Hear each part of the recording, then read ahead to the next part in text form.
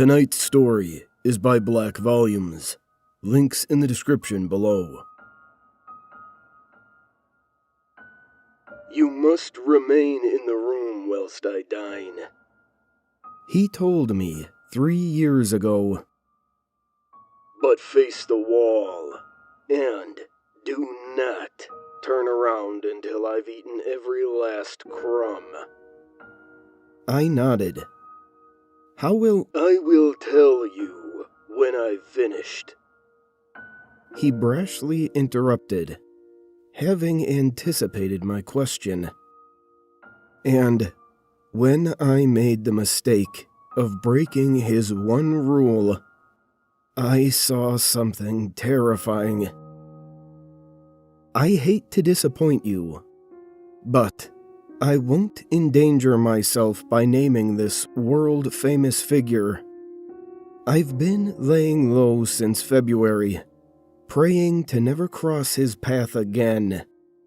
I moved from Los Angeles to Toronto, put more than 2,000 miles of desert, mountains, and woodland between that man and me.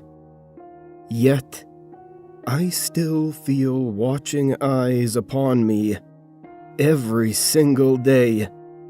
I fear that he hopes to silence me before I can spill his secret.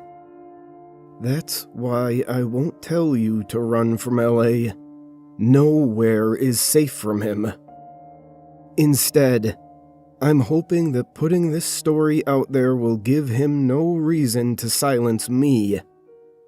You're all about to learn the truth, so he'll have to tread carefully in the future, right? I know I've not named him, but I've put a spotlight on the horrors of the hills. This is a Hollywood icon, and I cooked his lunches and dinners every single day from November of 2021 to February of 2024. But one particular lunchtime, an act of recklessness, brought my employment to end. A flatbread topped with charred spring onions, chili flakes, and feta. That was the dish. A modest lunch for a self-proclaimed modest man. Perfectly ordinary food. I didn't serve the heart of a stillborn babe, not the ribs of some famous rival. Just a light, nutritious dish to bridge breakfast and dinner. That day was the same as any other, so I don't know why I did it. I'd spent 3 years cooking for my client, and I'd never previously questioned his only rule. I hadn't dreamt of disobeying him, as he paid such a disgustingly inflated salary. Not until one ordinary day in late February. I placed the flatbread on the table, walked over to the kitchen counter, then focused my gaze on the wall ahead, twiddled my thumbs, and waited patiently whilst he tucked noisily into his meal. That was something I'd always noticed. The sound. The slaps and smacks of his lips, tongue, and teeth, meeting various food textures. I don't have misophonia, but that man managed to produce noises which utterly perturbed me. I don't care about those who talk whilst they eat. Don't even care about those who eat with their mouths open. No. The racket of this man's feasting disturbed me because it always sounded like more than one person eating. There were even distant sounds of what I'd convinced myself were tiny voices, as if the man had spent 4 years sneaking friends into the kitchen behind my back, as if they were speaking amongst themselves in hushed tones, muttering odd phrases. Not food reviews, but comments on culture, comments on countries and histories. This tells us, in the mountains of Malaysia, 400 years ago. The snippets of insight were always too quiet to fully distinguish. Of course, it was the wet sloshing and smacking that stole most of my attention. I tried to make meals that were softer, in hopes that this would lead to quieter munching. I served yogurt, risotto, and so on. No matter what I attempted, the sounds never lessened, and I knew that this was no mean-spirited joke. He wasn't sharing a meal with hidden guests, though I certainly wouldn't have been the first woman to find myself at the receiving end of his bizarre antics. Believe me, over the years, I'd considered numerous scenarios in my head, but none of them felt right. None of them warmed my chilled flesh whilst that awful man ate. So I eventually broke. Something came over me. Madness, I suppose. Born of years working in a draining environment. All for a healthy heap of bucks. Well, I'd passed my threshold.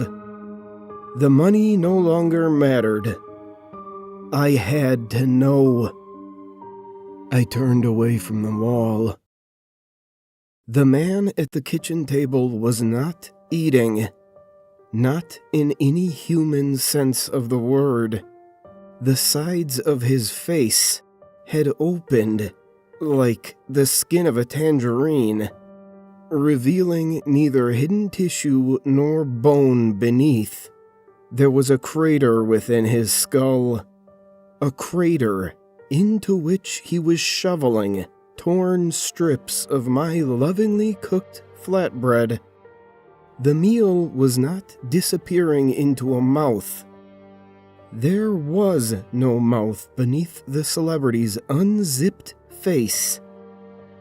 Chunks of bread and toppings were washing over a dozen rolling eyeballs, each with a black sclera, a white iris, and a red pupil. Inhuman eyes. Eyes that were not consuming the food, but letting the broken fragments slide off their rolling surfaces, as if absorbing the meal's secrets, learning something from it. And the flatbread did not disappear into the body below. It disintegrated in the black, watery film, coating those mini eyes. I was too haunted to scream, but I'd already been detected. The celebrity stopped. His hand hovered, and those mini eyes, coated in the dissolving crumbs of my meal, swiveled to face me.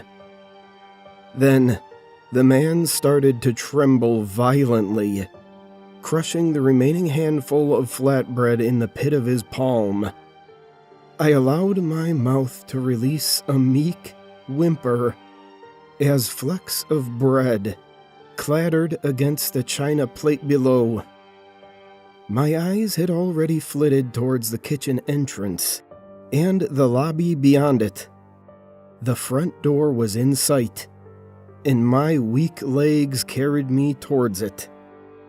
But the man did not need to stand to pursue me. He punched his arm forwards, and a long, reptilian tentacle tore through his open palm, escaped from its prison of human skin, then shot across the kitchen towards me. I was already crossing the lobby as the lunging limb hissed at me from its black scales.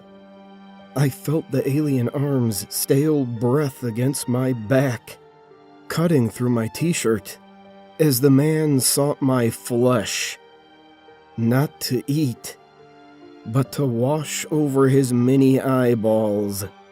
He wanted to soak me up, study me, and as I thought of all the womanizing he'd done over the years, the many flings who'd come and gone, I wondered whether any of them had met that fate. I fumbled with the latch for an eternal second, flung the door open, and triumphantly made it to the porch. But the fine prick of a sharp limb caught my spine as I stumbled onto the driveway, instantly stained my shirt with a staggeringly large pool of blood. Yelping in agony, I pushed onwards, pushed across the driveway, scaled the fence, and ran through the streets of Beverly Hills. I remember little of what followed. Barely remember how I ended up in Toronto, in all honesty. I know that I abandoned everything. My home, my friends, my family, and my life.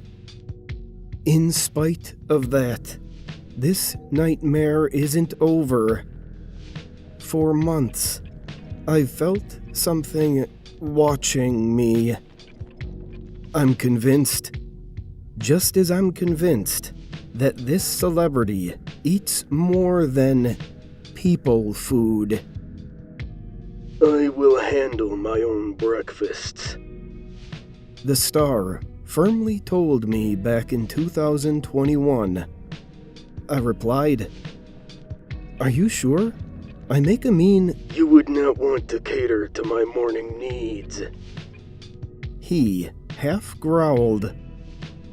At the end of the day, this is about more than getting the truth out there. More than, hopefully, protecting myself from him. This is a cautionary tale. No matter how good the pay, do not become any celebrity's personal chef in LA.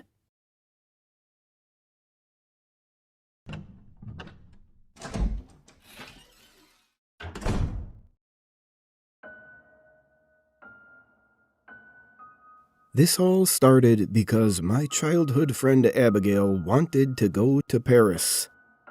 We had just graduated and knew that we wouldn't be young forever. She didn't want to travel alone. I didn't blame her. It's dangerous for a pretty girl to go anywhere on their own these days. I joined her mostly because I wanted to try all the rich foods I wouldn't otherwise be able to eat. I didn't know much French, only the important words, like asking where the bathroom is. Abby could communicate better, so I relied on her for the trip. She used that to her advantage, and bullied me into doing a Catacombs tour. It's not as if I could do anything else besides hang around in our overpriced hotel alone. I figured the tour would be packed, being the spooky season and all. Abby hated crowds, and I expected her to bail. Turns out, it wasn't as busy as I thought. About 20 people were in our small group when we arrived. There were a few different tours available. I suppose that split the numbers a little. Or we just arrived too early. It was 10 in the morning after all. Our tour guide stopped at the entrance to tell us the long list of rules. Her accent was so thick I didn't understand most of it. From what I gathered, she said not to touch anything. Stay with the group, and for the love of God, don't try to bring anything home. Gross. I knew people took rocks from national parks, but who would want a dusty old bone? Abby and I were at the end of the group. The tunnels were dark and dusty, not damp like I assumed. The tour guide spoke, explaining the history and gesturing towards signs for us to stop and read if we would like. I had thought that seeing piles and piles of human remains might freak me out a little. I was just bored. Because I didn't understand our guide, I was missing out on all the neat facts. And once you saw one pile of bones, the next wasn't too interesting. The wall of skulls looked a little neat, though. Abby had moved near the front of the group to read a sign. I didn't know if phones were allowed, but I glanced down at mine, shocked to see a signal. For the next few minutes, I kept my head down, trying to connect to a local coffee shop's Wi-Fi that was above us while walking behind the group. Our guide's voice echoed down the stone hallways. The orange lights and countless candles weren't good enough to keep me from tripping over the uneven stone floor a few times. I don't know how long I walked, until I realized I no longer could hear voices or footsteps. When I looked up, I found myself in an empty tunnel, lined with candles. No bones. No tour guide. No Abby.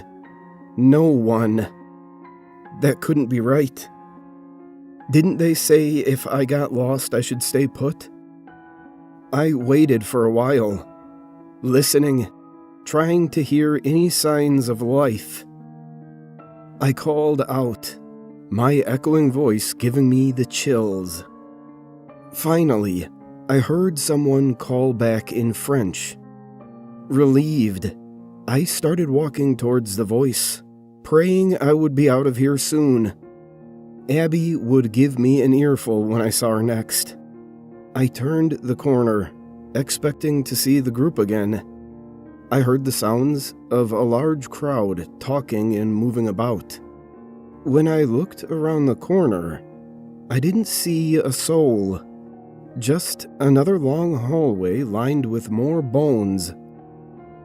There weren't any candles in the new hallway. I shone my phone flashlight down the narrow passage. The light couldn't reach the end. I found myself rubbing my arms, feeling suddenly cold and scared as hell. I'm normally not the one to get scared at haunted places, but this was getting to me. Had my ears been playing tricks on me? No. I knew I heard voices. I didn't want to get further into the tunnels, so I turned to come back the way I came. I should have done that to start with. Soon, I found myself doubting my memory. The candles that had lined the hallway had been white, not black. At least 1,000 were on the floor, half melted with piles of wax forming on top of each other. And at the end of the hallway was something I knew I hadn't seen before. A wooden door. I stopped in front of it, freaked out. For some odd reason, I knocked first, as if expecting an answer. I heard people illegally set up raves and even movie theaters down here, but this door looked to be ancient, as if it had been down here since the tunnels were made. Carefully, I placed a hand on the worn brass handle to push open the door a crack. A burst of cold wind came, howling down the hallway and snuffing out some candles. Cold sweat started at the back of my neck. When I opened the door, I only saw darkness. Simply nothing. The floor ended when the door opened up. A deep, dark, almost endless pit was just beyond my toes. This couldn't be right. I've never heard of a pit like this. I stared down into the darkness, almost expecting this to all be a hoax. As I stared, the inky blackness started to slightly lighten. A red light appeared at the bottom with a sudden blast of hot air. I swore I heard something like drums rhythmically beating down below. Nope. I slammed the door, refusing to deal with whatever all that was. I needed to get the hell out of here. I turned to walk back down the hallway. Instead of being greeted by the other tunnel lined with bones, I saw an empty tunnel covered with graffiti. My heart leapt into my throat. There was a line of electric lights above. If I followed that, I would make my way to the exit, right? I started to jog, my feet slipping on the dusty floor. My lungs burned from effort and fear. I didn't know what any of the spray-painted words meant, but I was glad to see them. My jog started into a run when I noticed another steel door at the end of the tunnel. I crashed into it, spilling through expecting to be greeted by fresh air. Instead, I started falling into a pitch-black pit. I woke up, my entire body throbbing in pain, with so many hard rocks digging into my back. When I moved in the dark to pull out my phone for light, my arm moved aside what I was laying on, and an odd crunching sound echoed through the room. My throat grew dry, and I almost didn't turn on my phone from the dread of what I would see. The light came on, didn't cover the entire room. I was sitting on so many human skeletons, all dry and cracked from age. Unable to help myself, I screamed. Scrambling, I struggled to move over the pile, my skin crawling every time I touched the dry remains. The room appeared endless. I slipped and rolled down a slope of bones, scraping my arms along the way. My fresh wounds stung. However, I just wanted to get the hell out of there. I found a stone wall with a small opening just large enough to fit through. I entered into another tunnel, this one a bit smaller than the others. I sat, dry heaving, while shaking the dust off of my clothing. Footsteps came from the darkness. I only had my phone for light. I should have been overjoyed to hear another person, and yet my body went into flight mode. I moved as fast as I could away from the sound, my heart pounding as the person behind me got closer and closer.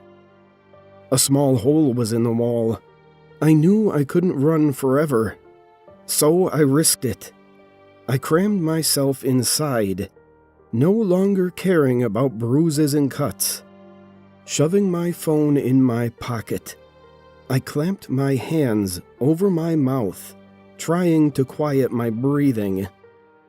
My knees pressed hard against my chest as I huddled in a space far too small for my body. The footsteps grew louder. I thought my heart would stop as I tried to think of what may come out of the darkness for me. Not knowing what was out there was far more terrifying than seeing any kind of monster mankind could think of. I was almost tempted to peek my head out, to get an answer, to avoid the fear of not having one.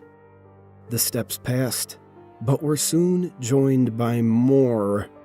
I needed to place my hands over my ears and shut my eyes tight against the booming sounds of a crowd stomping just outside my hiding spot.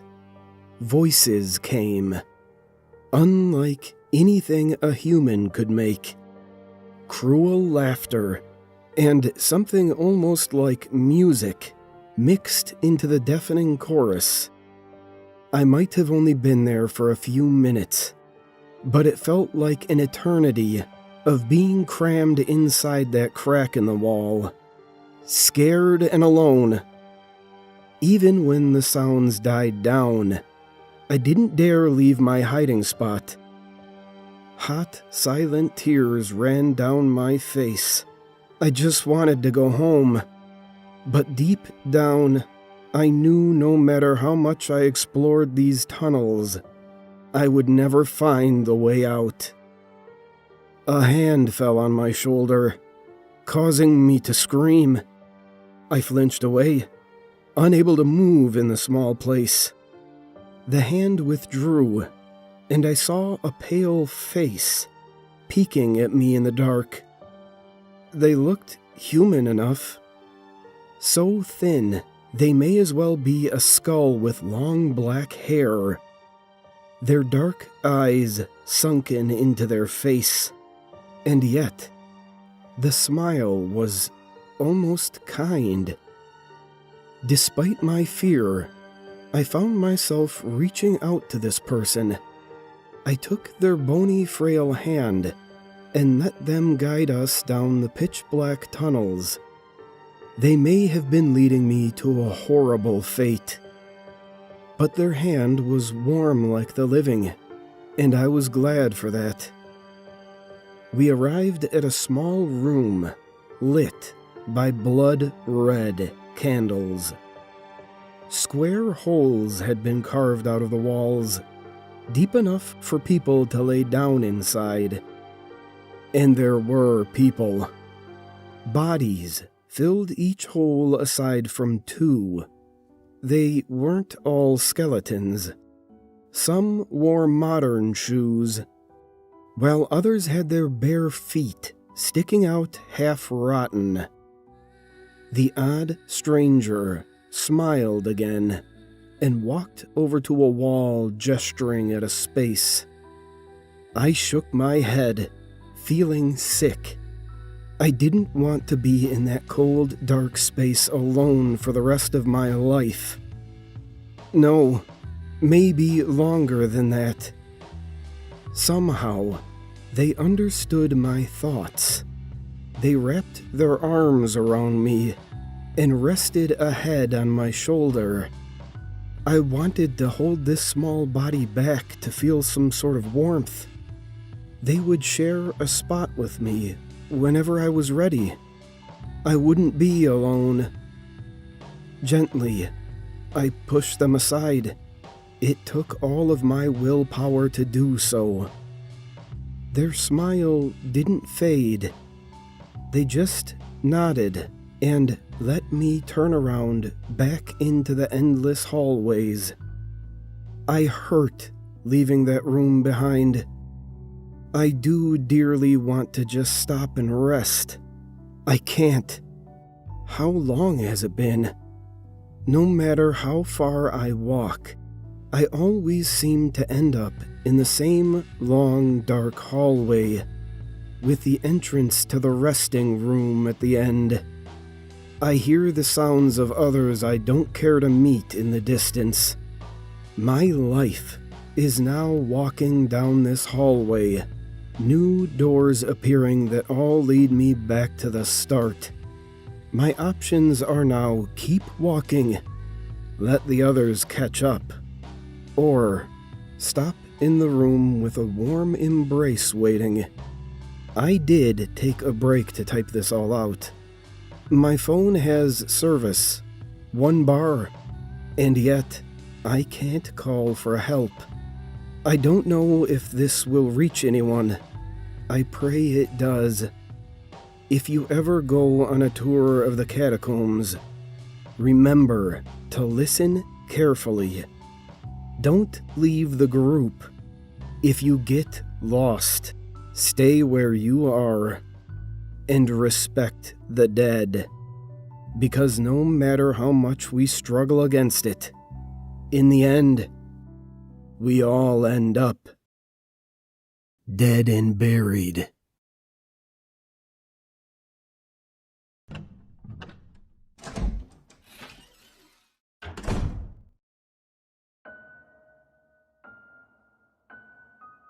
Unexplained phenomenon is a staple in human culture. Strange goings-on, paranormal in nature, are prominent in our lives in one form or another. You may not think about them all that often, but there's always a piece in the news or a crazy story from a friend or passerby that makes you recall such strangeness. No matter how many times you forget about the subject, there will always be a moment that drags the notion back to the surface of your memory.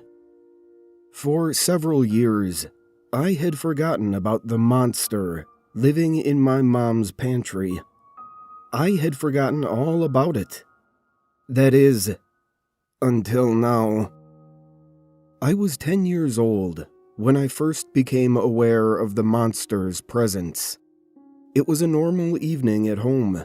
My mother and I awaited my father's arrival, and I helped her out with dinner preparations. I look back on these memories fondly. I loved cooking with my mom, and was overjoyed whenever my father came home from work. I had what some would consider a picture-perfect childhood, save for one peculiarity. The thing that resided in the pantry would audibly reveal itself that very night. While cutting up vegetables for my mom's famous beef barley soup, I heard a scratching at the pantry door. Startled, I jumped, nearly cutting off one of my fingers in the process. My mom looked over at the pantry, then to me with a concerned smile. I looked to her for answers, utterly baffled by the noise. There it goes again, scratching at the pantry door. "What is it, Mom?" I asked. "I'm not too sure, sweetie, but it's been here ever since we moved in. Sometimes it scratches at the door. Other times it will knock food off the pantry shelves.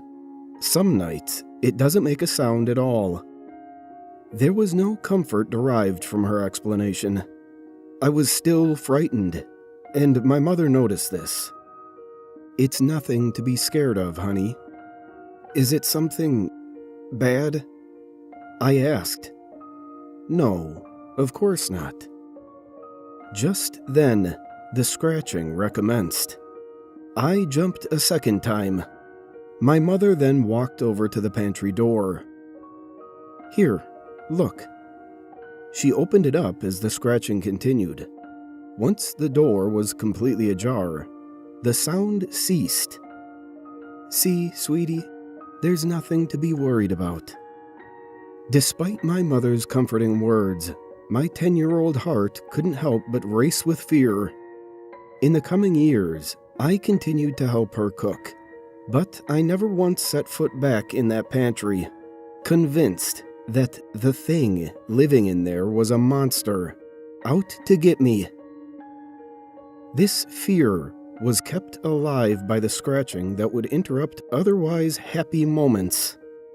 I ignored it the best I could, but sometimes I would have to leave the kitchen. Eventually, the sounds stopped altogether. It's now been many years since then, and both of my parents have passed away. In their wills, I was left everything, including my childhood home. It took me a while to come to terms with their deaths and move back in, but I eventually accepted the situation and embraced the living space where I grew up. It was the little memories sprinkled throughout the house that helped me cope. Sometimes I would walk into the living room and see my dad sitting in his chair, smoking a cigar and watching his favorite sitcom. At other points, I would see my mother in the kitchen, making us dinner. These corporeal fragments of a long time since past kept me going. After a while, the house felt like home again. Until one day. I had just arrived home from work when it happened. I sat down on my dad's favorite chair and flipped on the TV to unwind. Something crossed my mind. Minus the tobacco, I had actually become my father. This thought put a bit of a smile on my face as I reclined the chair to relax. Relaxation never came, though, as an all-too-familiar scratching sound emanated from the nearby pantry. My smile quickly vanished. I jumped up and ran to the kitchen to investigate. The scratching continued and increased in volume. I stared at the door, hoping an answer would jump out at me, but also hoping whatever was inside wouldn't do the same. Without many options at my disposal, I was forced to open it. Much to my anticipation, the noise ceased, and I found nothing behind the door but some empty shelves and an old broom. This was the same thing that happened when my mother opened the door many years ago. I was no longer a frightened child, but the sound's return was still unnerving. At least, it was at first. After a while, it became nothing more than a bothersome fixture in my otherwise normal days. Whenever I came home from work, woke up in the middle of the night, or sat down to watch television, that terrible scratching would invade my ear space, not stopping until I opened that damned pantry door. This routine continued for over a year. One night, however, everything changed. I had just gotten home from a long day of work and flung myself into the comfort of my bedsheets. I wanted more than anything to drift off into a peaceful slumber, hoping the day's troubles would melt away in the form of happy dreams and restful sleep. Unfortunately for me, the moment my head hit the pillow, the scratching started up once more. I groaned in anger, not wanting to leave my bed for anything, much less that damned noise. Because of this, I made the mistake of not getting up right away. I hit my internal snooze button and allowed myself to drift off for a few moments. When I came to, something was amiss. I didn't notice it at first, but the unsettling silence made way for a startling revelation. The scratching had stopped. How strange. It's never stopped on its own before.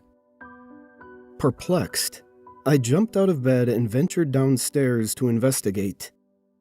What I saw upon entering the kitchen alarmed me. The pantry door was wide open. That can't be. It was definitely closed when I got home earlier. Turning the light on only revealed the usual empty shelves. It wasn't until my hand met the wood of the door that I noticed something unusual. Embedded in the hard oak were deep gashes, claw marks that covered the entire bottom half of the door. Those weren't there before. What the hell is going on? My childhood was beginning to catch up with me. Memories of the pantry came bursting through the floodgates. The scratches, the nightmares, the fear. But I wasn't a child this time, and I wasn't going to let a little superstition get the better of me. It was just a raccoon or a large rat, that's all. At least, that's what I told myself. I scoured the house for nearly an hour, ignoring my fast-beating heart the whole time. Whatever escaped from the pantry was nowhere to be found. As I stepped back into the kitchen to close the door and call it a night, something stopped me in my tracks. A shadowy figure raced across my field of vision and into the pantry. The pantry door shut on its own, shaking the walls around it. A bone-chilling vibration reverberated throughout the entire house, and was then followed by an eerily dead silence. My heart sank to my bowels. I was officially rattled. Running on pure instinct, I grabbed the heaviest things I could find and piled them in front of the door, including my dad's old chair. Once satisfied with my blockade, I raced upstairs, locked my bedroom door, and jumped underneath the sheets. I was a kid again, scared shitless of the monster living in my mom's pantry. After the fear and adrenaline tapered off, I managed to get a little bit of rest. My late-night adventure had come to an end.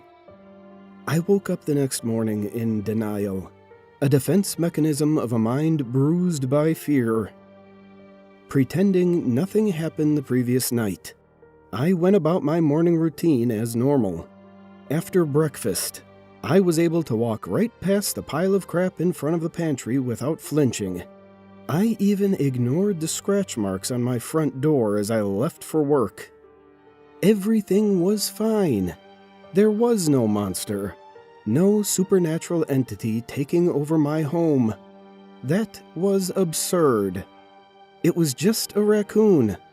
A very large raccoon. The lies only lasted for so long. Driving away, the terror set back in, sending me into a desperate frenzy of distress and unease. Though distracted by my strange predicament, I managed to make it to work in one piece. Work brought me no solace. All I could think about was what awaited me at home. I was on edge, and my boss noticed this. He asked if I needed to leave early and get some rest. I practically shouted the word no at him, begging him to let me stay. I wanted to be away from that house for as long as I could. Though confused by my unorthodox behavior, my boss obliged. I might have been able to stay at work, but I had to clock out eventually. The day went by far too quickly, and before I knew it, I was back home, sitting in my driveway, dreading the thought of opening the front door. Because of this, I sat in my car for a while, attempting to come up with a plan of action. What do I do? Who can I tell? Where will I stay? The questions swirled in my tired mind until I shut my eyes and took a deep breath to relax. The weariness caught up with me in this moment, causing me to drift off into a stress-induced coma of sorts. I woke up a few hours later to the terrifying sight of scratch marks on my driver's side window. That was the last straw. That's it! I proclaimed out loud. I wasn't going to let this thing control my life. And I certainly wasn't going to let it drive me out of my own home. This is where I grew up, where I spent my childhood with my mother and father. They were still with me, the recollections scattered throughout the house, reminding me of who they were and the impact they've had on my life. No amount of scratching was going to tear through the memories I had of them. Fed up, I got out of my car, walked up to the house, and swung the front door open.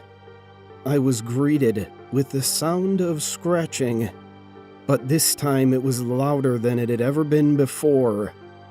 As I stormed over to the kitchen, the noise morphed into a thunderous banging at the pantry door, causing the stuff I piled in front of it to move a bit. Whatever was inside really wanted to get out this time. Adrenaline coursed through my veins. My flight or fight response was begging me to run, but it was too late. I had already made up my mind. I was going to face this thing head on and get to the bottom of the mystery. This was my home after all, It belonged to me and my family, not whatever this thing was. In removing the stack of furniture, the banging continued and grew louder. The kitchen cabinets around me swung open. Various pots and pans fell off the shelves. An earthquake of supernatural proportions filled my home. But I didn't allow it to rattle me. I knew what I had to do. After a moment of mental preparation, I opened the pantry door. There, sitting behind the door, was a dog. It sat there and looked up at me in confusion. I did the same to it. After giving me a once-over, it walked over to me and nuzzled up against my leg. I instinctively reached down and pet it, as I would any dog. But this wasn't any dog. After a few minutes of getting to know each other, it walked back into the pantry and vanished before my very eyes. It was a ghost. My fear completely dissipated after that day. I now come home to the sound of scratching and smile. I no longer open the pantry door in fear, but instead, to let my new friend out. He walks around the house, exploring, just like a normal dog would. He even sits down and watches TV with me from time to time. He is a bit shy, though, vanishing whenever I have company over. Still, he is a good dog, a very good dog. I assume he belonged to one of the many owners of the house, seeing as it was built long before my parents moved in. I guess he just couldn't let the place go. Neither could I. A few weeks of bonding later, and I realized that I didn't have anything to call him by. I walked over to the little guy and pet him on the back of his neck. That was his favorite spot. I thought about it for a moment, and then came up with the perfect name. I will call you Monster.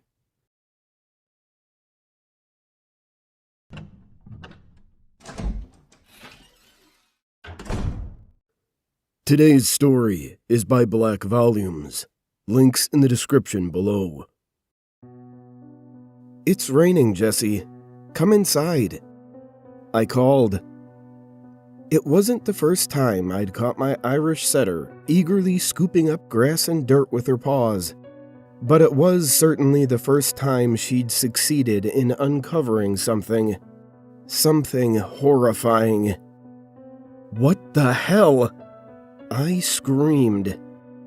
I locked eyes with Jesse's discovery in the ditch. A woman's corpse. My heart cascaded towards the earth, pulling my limp body in tow.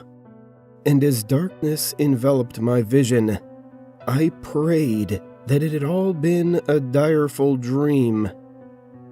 When I regained consciousness, I found myself lying in the wet grass, eyeing both the setting sun and Jesse's slobbering tongue above me. I'm awake. I groaned, sitting up and stroking her. I just took a quick nap. Why am I? Then it all came back to me, and even in that darkening garden, which backs into a large forest, I could see what lay in the hole. Me. I felt my chest twist and tighten as I expanded all of my energy in an effort to retain consciousness. There was absolutely no denying it. The lifeless body in Jesse's ditch was an identical copy of my own. From the brunette hair to every freckle on her newly rotting face. Everything but the horizontal scar on her forehead. I ran inside, whilst Jesse continued to flit between me and the dead woman who looked like me. My dog whimpered in confusion, and I joined her. But with trembling hands, I managed to pick up my phone from the kitchen counter to ring my husband. Hi, honey. It's a bit late to be ringing me, isn't it? Jack, you need to come home. What's wrong, Sophia? I'll be home tomorrow. Please ask your boss to let you come home early. What's going on? Jesse found something in the garden that... I can't explain it over the phone. I was met with silence, a pause that filled me with inexplicable dread. It must have lasted no more than 2 seconds, but it was enough to raise every hair on my flesh. And then... You sound really worked up, darling. I'll ask Stuart to drive me back early. That slowed the immediate alarm bells, but it did not stop them. I let Jesse inside, and the two of us curled up on the sofa, lights on and the patio curtains drawn. Though, that did nothing to resolve the existential anxiety, as I knew what lay beyond them. 2 hours later, Jack returned from his business trip, and Jesse bounded into the hallway to greet him. Where's your mommy? He cooed. Is she okay? When my husband entered the lounge, he beamed brightly at me, a soothing smile that would usually put me at ease. What did our crazy dog find? I think I need to show you, not tell you. I drew the curtains and opened the patio doors onto our pitch-black garden. It must have been around 10 p.m. The world felt unnervingly still. The only sounds were my squelching footsteps in the grass and Jesse's nervous panting. I pulled my phone from my pocket and shone the flashlight into the ditch. But what I saw filled me with as much terror as the initial discovery. What am I supposed to see? The ditch was empty. No, it was right here. I passed out when I saw it. Well, that probably explains it. You got confused and fainted. You're prone to doing that. Yes, but I don't hallucinate things. And the body was still there after I regained consciousness. You always misremember things. Why don't you head up to bed? I'll pick up some McDonald's for us. I need some food, and you could do with a coffee. I begrudgingly agreed, watching from the bedroom window as Jack hopped in the car and went on a late-night McDonald's trip. But I didn't go to bed, not after the house's external lights revealed something terrifyingly damning on the bumper of his BMW. Dirt. My heart was pounding as I pieced together what I could. That Jack had clearly slipped into the garden and moved the body to his car before coming inside. Why? Well, I had an inkling as to how I could find the answers about the man I thought I had known for 7 years. With Jessie closely following me, still rattled about her discovery in the garden, I headed to Jack's office. It wasn't a room that he had ever forbidden me from entering. However, one of his desk drawers had a lock, which had always been a point of contention in our relationship, something that Jack forever dismissed as a security measure against intruders. I didn't know how much time I had before he returned home, so I got to work. I strode through Jack's cluttered workspace, rounding the corner of the desk. Without hesitation, I proceeded to hammer away at the locked drawer with the blunt end of a heavy ornament. Jessie pawed at the drawer inquisitively, barking at the excessive noise. "That's it, girl," I grunted, hammering away. Let's make it look like an accident. You were all worked up after all." After repeatedly bludgeoning the drawer lock, the handle eventually snapped off the wood, and the drawer slid open.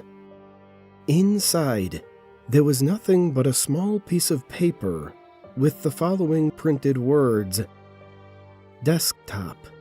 Ruin 94714. S folder.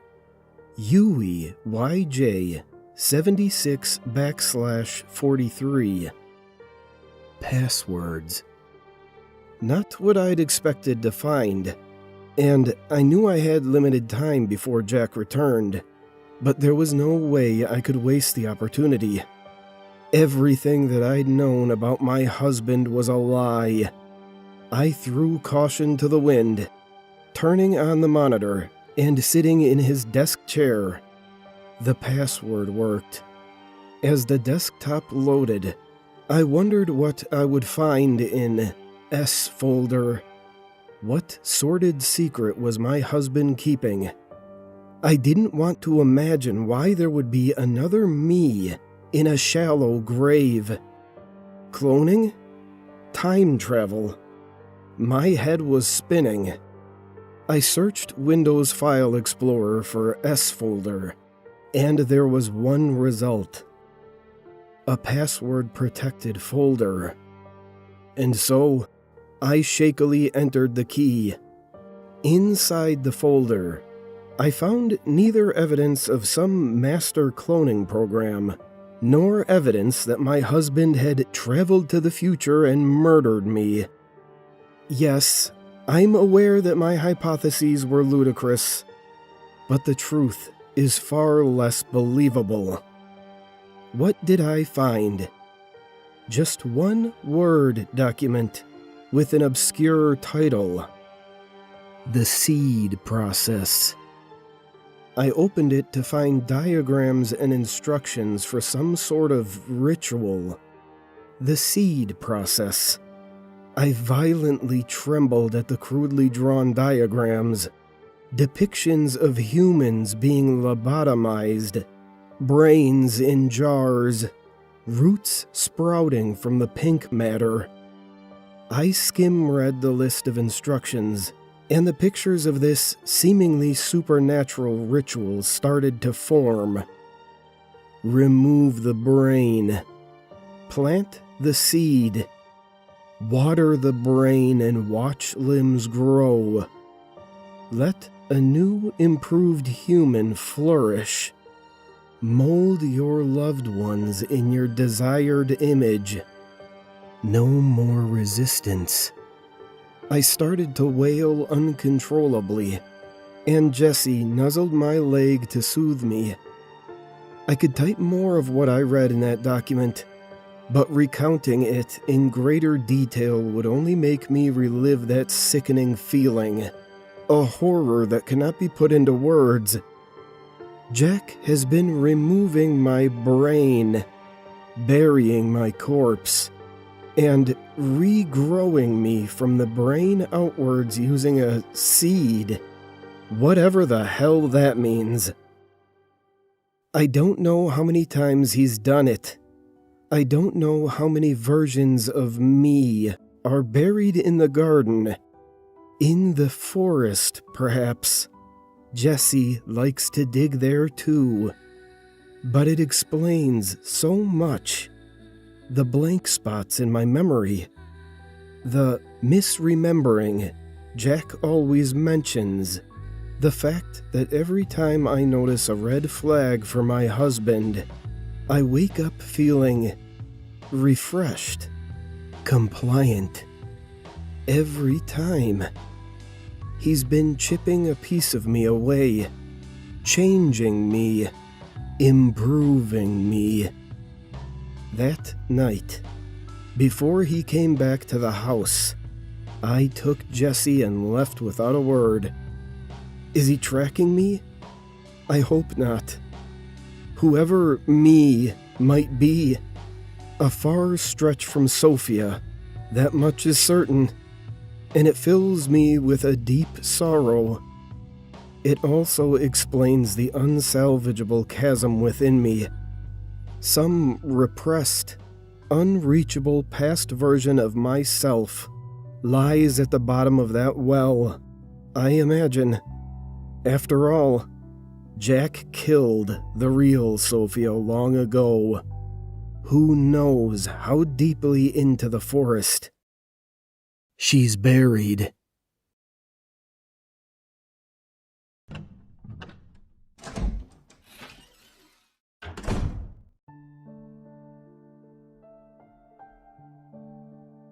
Death. For many, it is a concept to be feared, to be respected. It is the ender of relationships, of knowledge, of everything that you were and will have ever been.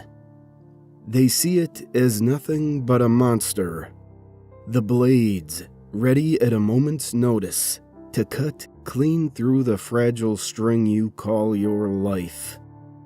For others, it is but the next great step in the journey of existence. When it is time for them to shed their physical bond with the world, they do so gladly and without hesitation. They know not what waits beyond, but hope that there is yet more to discover, to experience, to explore.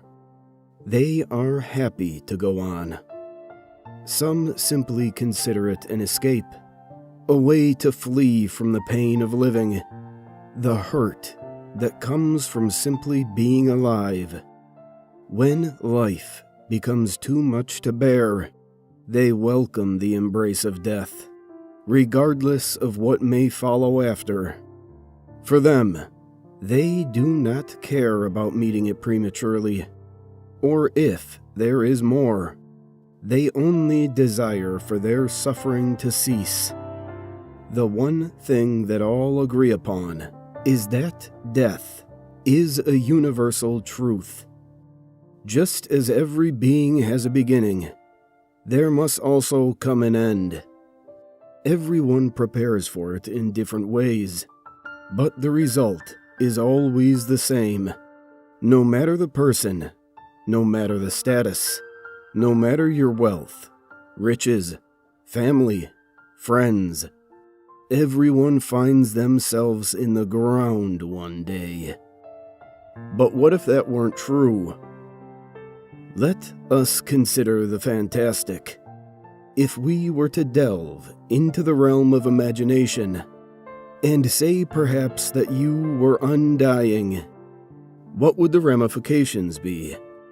Well, there are two aspects to consider: physical and mental. Let us assume for a moment that even if you weren't to die, your body would still be susceptible to aging, to disease, to lacerations. If you were to continue aging far beyond the limits of our programmed destruction, life would quickly become a living hell. Your body would degrade, becoming weaker and weaker each passing day. Eventually, if it hadn't happened already, you'd no longer be able to walk, as your muscles and bones would have become far too fragile to support your weight. Soon, you wouldn't be able to move at all, lest you tear your body apart. And once your eyes were used up and dry, the world would turn black to them, as well as the rest of your senses in due time. Imagine a fate such as that. Paralyzed, blind and deaf to reality, but alive. A mass of disintegrated bone and flesh, maybe no more than a puddle of soupy tissue. But yes, alive. Not so extravagant a thought, is it? Or maybe, earlier on in your eternal life, you found yourself struck down with a disease of some kind, maybe cancer, while many others have failed to beat it. You wouldn't. However, perhaps you wouldn't quite succeed either. It is possible to assume that, without proper and timely treatment, you'd simply be stuck in a stalemate with it for the rest of your life, which in your case is a long while. Imagine the pain that others go through in those last few months of their life, where many people are ever eager for their death to arrive, for an end to their suffering. A torture so great it forces people to beg for the sweet release of life leaving their bodies. But that isn't an available option to you, is it? No. You'll simply be left to your torment as the tumors continually grow, pressing hard against your bones, your nerves, your muscles, enveloping everything inside you. Who knows what will happen given enough time? No one before you has ever lived long enough to see. And finally, what if you were wounded? What if you were tortured? If they cut your limbs apart and left you there because they have a guarantee you won't die? What if they removed your skin, inch by inch, until you were nothing but bloody muscle and tendon underneath, where even the lightest of touches would send cascading waves of pain throughout your vessel, but not kill you? That is what you face on the physical aspect, if you were to become invulnerable to death. But now, we must move on to the mental consequences. Let us ignore all of what has been previously stated, and imagine that you're a perfectly healthy individual. No sickness and no aging. For 50 years or so, you might feel very confident about your choice. But what happens when your family starts to die? Your parents may be expected, but your siblings? What of your best friends? Having to watch each one's last breath, clasp each hand as their strength leaves them. How many funerals would you have to attend when everyone you've ever known and loved has died? How would you maintain a family if you were to bear children with your wife or husband? How would that impact your relationship? As they continued to age and grow older as you stayed the same, a single moment of your life frozen in time forever. Eventually, your children would surpass you, and not only would you witness the death of your significant other, but it would be your children whose hands you must hold as they travel into the next realm. And then your grandchildren, and their children, and so forth. It's all right. You'll start over. In a few decades, you'll be able to move on, to leave and start a different bloodline than the one you've now abandoned. And then, you'll have to undergo the same process again.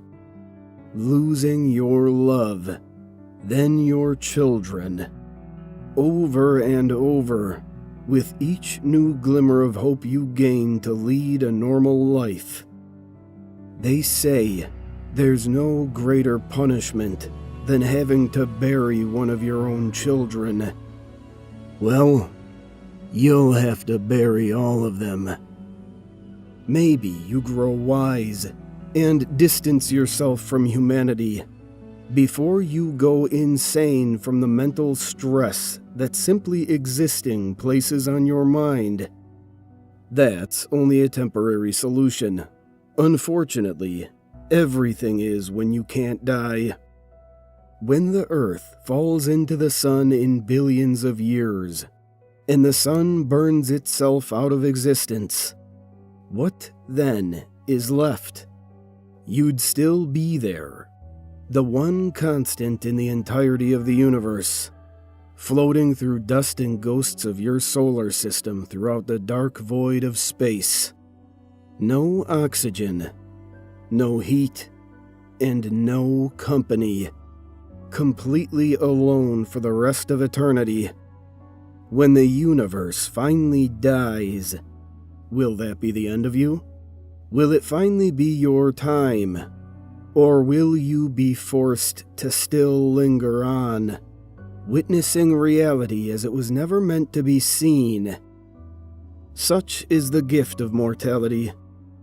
Everyone, at some point in their life, asks themselves, what would it be like to live forever? That's not the question they should be asking.